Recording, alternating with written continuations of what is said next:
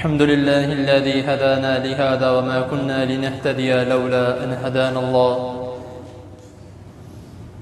اللهم صل على محمد وبارك وسلم أما بعد. حضرات محترم، وعلیکم السلام، صرف چند منٹ انشاءاللہ تعالی اللہ اور اس کے رسول صلی اللہ علیہ وسلم کی بات ہو. صدقہ فطر جس کے متعلق ہم میں سے بہت سے ایسے لوگ ہیں جو جانتے بھی ہیں، اور بہت سے ایسے لوگ ہیں جن کو ابھی اس کے بارے میں مکمل علم نہیں ہے. وہ کیونکہ اکثر اس طرح ہوتا ہے کہ ہم اس طرح کی باتیں بالکل عین موقع پر پوچھتے ہیں کہ ہم نے صدقہ فطر کتنا دینا ہے، جس کو ہم فطرانہ بھی کہتے ہیں،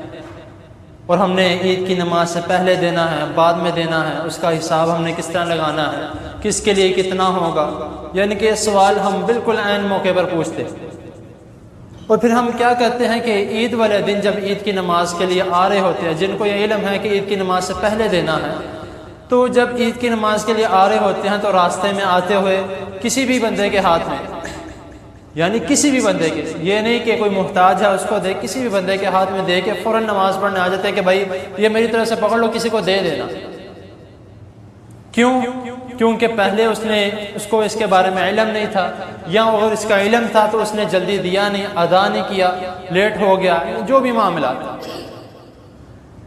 اسی لیے کوشش یہ کرنی چاہیے کہ سب سے پہلی بات تو یہ ہے کہ صدقہ فطرانہ جو ہے، صدقہ فطر، اس کا پہلے ہی حساب لگا لیا جائے کہ کتنا بنتا ہے، کتنا دینا ہے اور کب دینا ہے. اس کا پہلے ہی جو بھی اس کا جمع تفریق کر کے جو کچھ نکلتا ہے اس کو نکال کے دے دیا جائے. بعد میں جو ہمارے لیے پریشانی بنتی ہے کہ کس طرح کس کو دے دیا جائے، یار کوئی مل نہیں رہا، یہ اس کی انشاءاللہ تعالی بعد میں کوئی ٹینشن نہیں ہوگی. تو سب سے پہلی بات تو یہ آتی ہے کہ صدقہ فطر حدیث کے جو الفاظ ہیں کہ کتنا دینا چاہیے. اب تو ہم کیش کی صورت میں، یا اگر کوئی راشن لیتا ہے تو اس کی راشن کی صورت میں اس کو ہم وہ چیزیں دے دیتے ہیں جو ہم گھر میں استعمال کرتے ہیں، لیکن وہ بھی ٹھیک ہے. لیکن جو حدیث کے الفاظ ہیں وہ مسلم کی حدیث ہے، حدیث نمبر 2284 میں نبی کریم صلی اللہ علیہ وسلم جب عید کی قریب آنے لگتی یا عید سے پہلے رمضان مبارک کے مہینے میں نبی کریم صلی اللہ علیہ وسلم صحابہ کرام رضی اللہ تعالیٰ عنہم عرض کرتے ہیں، بیان کرتے ہیں کہ جب نبی کریم صلی اللہ علیہ وسلم صدقہ فطر ادا کرنے لگتے تو اس میں اتنا دیتے. نمبر 1 سا گندم، نمبر 2 1 سا کھجور، نمبر 3 1 سا جو، اور نمبر 4 1 سا منقع. اب 1 سا کتنا ہے؟ اب یہاں پہ ہمارے بر صغیر میں بہت سے ایسے لوگ ہیں جن کو اس کے بارے میں علم نہیں ہے. کچھ کہتے ہیں 3.5 کلو ہے، کچھ کہتے ہیں 3 کلو ہے، کچھ کہتے ہیں 2 کلو ہے. لیکن جو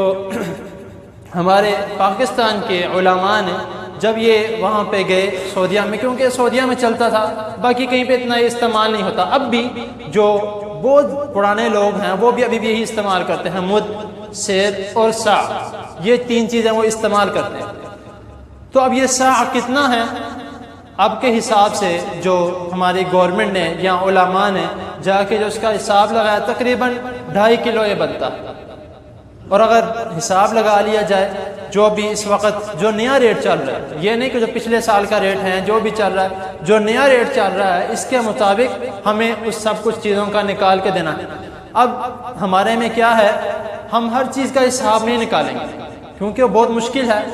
ہر کسی چیز کا حساب نکال کے اس کا ایک پورا کیش، اس کا یعنی ریٹ نکال کے جب سب کچھ کر کے بہت لمبا چوڑا کام ہے. تو اسی لیے کچھ لوگ ایسے کرتے ہیں، وہ بھی ٹھیک ہے کہ ساری چیزوں کو جمع کر کے اس کا ایک یعنی کہ ڈیوائڈ کر کے جتنا بیچ میں بنتا ہے. اب جو پراپر جو بتایا گیا ہے وہ اتنا بنتا ہے کہ 200 سے لے کے 500 کے درمیان تک جس کا جو بھی حساب لگا لی جو اتنا بنتا ہے. تو اب بات یہاں پہ آتی ہے، ایک وہ شخص جو اچھا خاصا مالدار ہے، اللہ تعالیٰ نے اس کو اللہ تعالیٰ نے اس کو دیا ہے، اللہ تعالیٰ کی رحمت ہے اس پر، اور ایک وہ شخص ہے جو متوسط طبقہ ہے، یعنی کہ اتنا نہیں دے سکتا۔ اب وہ بھی جو ہم میں سے اتنے ہیں کہ جن کو اللہ تعالیٰ نے بہت زیادہ دیا، وہ بھی اسی حساب سے چلتے ہیں کہ ہم بھی 200 300 400 500 دے دیں گے، چلو کوئی نہیں، دے وہ بھی سکتے ہیں، یہ گناہ کی کوئی بات نہیں ہے، دے وہ بھی سکتے ہیں، لیکن اللہ تعالیٰ قرآن جی میں فرماتے ہیں فَمَن تَطَوَّعَ خَيْرًا فَهُوَ خَيْرٌ لَهُ، کہ جو جتنا یعنی کہ زیادہ کرے گا اس کے لیے اتنی زیادہ بھلائی ہے۔ تو اگر کسی کو اللہ تعالیٰ نے زیادہ دیا ہے، اس کو کوشش یہ کرنی چاہیے کہ وہ اپنے